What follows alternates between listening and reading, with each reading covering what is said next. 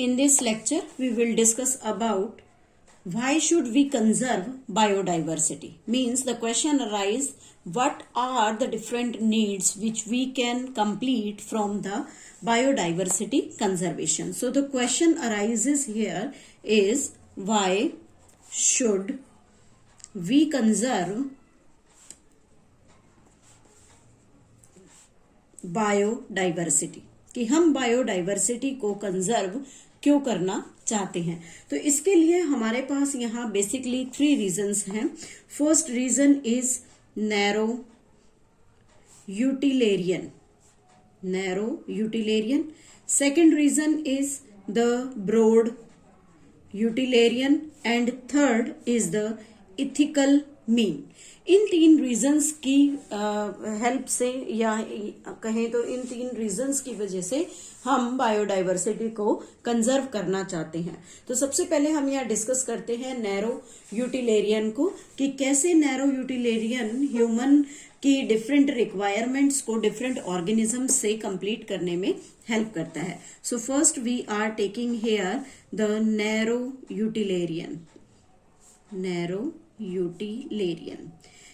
यूटिलेरियन में जैसे हम अगर बात करें तो जो हमारी मेजर रिक्वायरमेंट्स होती हैं, उन मेजर रिक्वायरमेंट में डिफरेंट ऑर्गेनिजम्स पर हम डिपेंड करते हैं और डायरेक्ट बेनिफिट्स, काउंटलेस बेनिफिट्स को हम वहां से यूज करना चाहते हैं. Means they are direct benefits are countless benefits को हम यहाँ पर ऑब्जर्व करते हैं. तो हम यहाँ स्टेप बाय स्टेप देखते हैं कि कौन कौन से काउंटलेस बेनिफिट्स हम डाइवर्सिटी से एज्यूम कर सकते हैं. फर्स्ट हम यहाँ कह सकते हैं, जैसे हमें डिफरेंट जो फूड प्रोडक्ट्स होते हैं वो हमें बायोडाइवर्सिटी से, यानी कि डिफरेंट प्लांट से हम ऑब्टेन करते हैं. फूड्स में जैसे हमारी सीरियल क्रॉप्स हो सकती हैं, pulses, fruits, vegetables,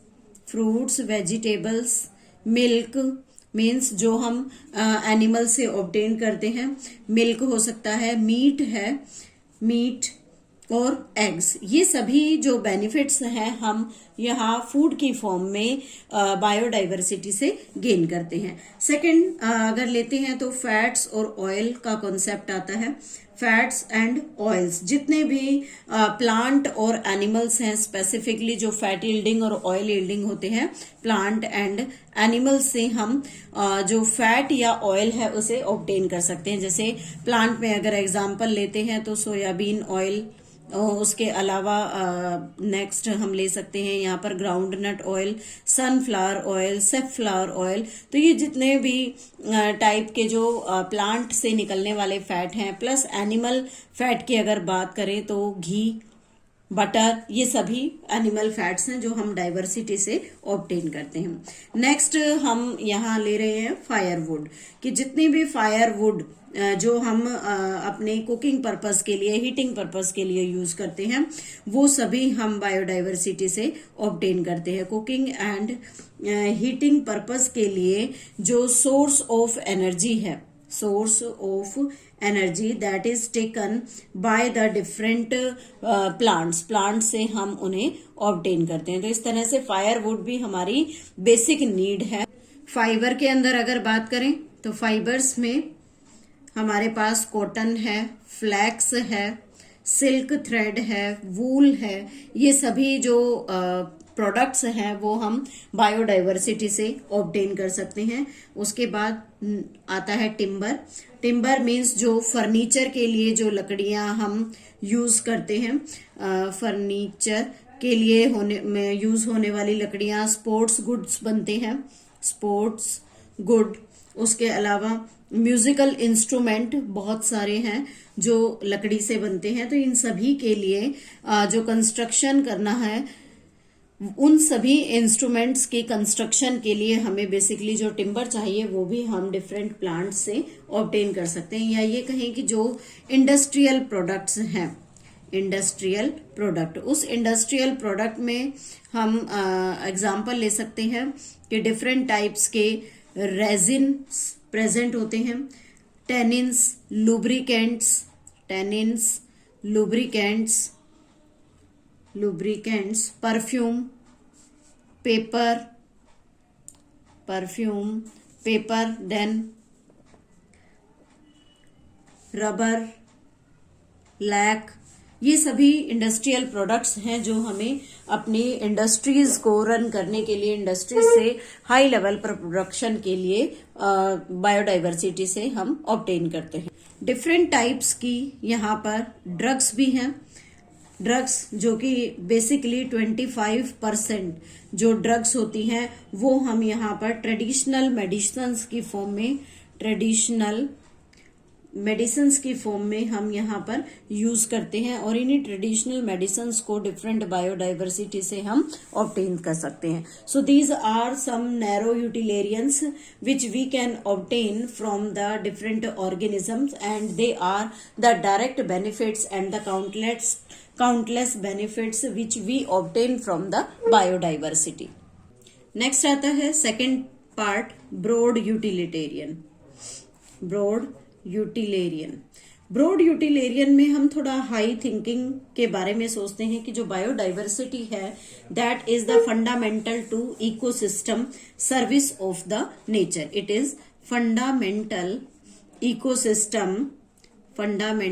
to ecosystem service of nature की फंडामेंटल इकोसिस्टम सर्विस है। उसी के बेसिस पर हमारा जो इकोसिस्टम है वो एक तरह से स्टेबल बना हुआ है। तो यहाँ अगर हम डिफरेंट अपने यूटिलेरियंस को डिस्कस करें तो उसमें डिफरेंट यूटिलिटेरियंस, जैसे फर्स्ट हम लेते हैं ऑक्सीजन गैस का प्रोडक्शन। बेसिकली जो प्लांट्स हम यहाँ कंसीडर करते हैं, प्लांट्स की जो एक्टिविटी है that is the photosynthetic activity, और इस फोटोसिंथेटिक एक्टिविटी में बेसिकली जो ऑक्सीजन है वो एज अ बाय प्रोडक्ट यहाँ से ऑब्टेन होती है, और इस बाय प्रोडक्ट से हमारा एटमॉस्फेयर जो है वो इस ऑक्सीजन से रिच हो जाता है, और उस ऑक्सीजन रिचनेस की हेल्प से हम अपनी जो ब्रीदिंग प्रोसेस है उसको कंप्लीट कर सकते हैं। अगर अमेज़न रेन फॉरेस्ट की बात करें, जिसे हम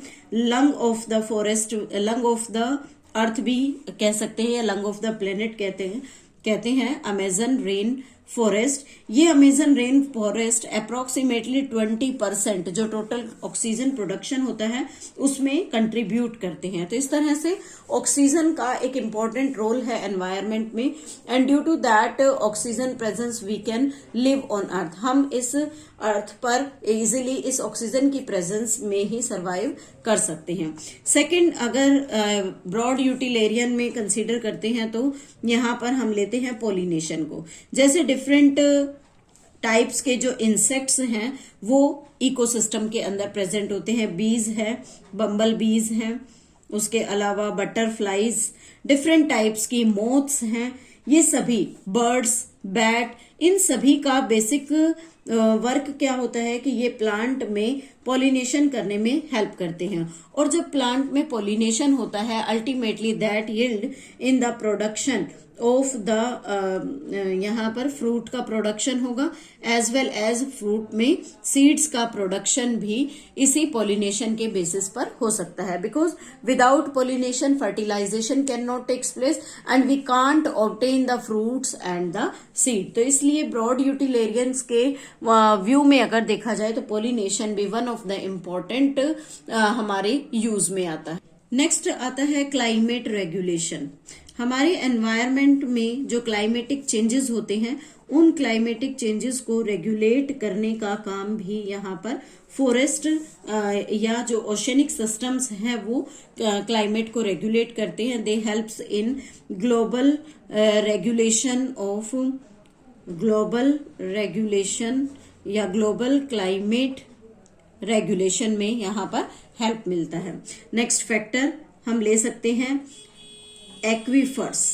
एक्वीफर्स मीन्स जो रेन फॉरेस्ट है वो रेन फॉरेस्ट या रेन वाटर जो होता है उस रेन वाटर की जो फ्लोइंग कैपेसिटी होती है उसको परकोलेशन करने का और स्टोर करने का काम भी यहाँ पर फॉरेस्ट हेल्प करते हैं, फॉरेस्ट उसमें हेल्प करेगा। मीन्स परकोलेशन की जो कैपेसिटी है वो फॉरेस्ट से ही सॉइल के अंदर बनी रहती है। देन नेक्स्ट अगर देखें तो फ्लड और erosion control, flood and erosion control. अगर हमारे एनवायरमेंट में, अगर हमारे अर्थ पर टोटली जो प्लांट्स अगर हमेशा प्रेजेंट रहते हैं तो प्लांट्स की मेन रोल क्या होती है, they help in binding of loose soil. जो लूज सॉइल है उसको बाइंड करने में हेल्प करते हैं, और जितना ज्यादा सॉइल बाउंड होगी उतना ज्यादा प्लांट में वाटर एब्जॉर्प्शन की कैपेसिटी बढ़ेगी, तो उससे जो फ्लड्स है वो प्रिवेंट होती हैं, फ्लड्स प्रिवेंट हो जाएंगी। उसी के साथ जो हमारी लूज सॉइल थी वो अब बाइंड हो चुकी है, तो लूज सॉइल वहां से रिमूव नहीं हो सकती, इसलिए ये इरोजन को भी प्रिवेंट करने में हेल्प करते हैं। तो इस तरह से मेन जो प्लांट डाइवर्सिटी है उसका मेन वर्क होता है फ्लड और इरोजन को कंट्रोल करना। Next factor is the nutrient cycling.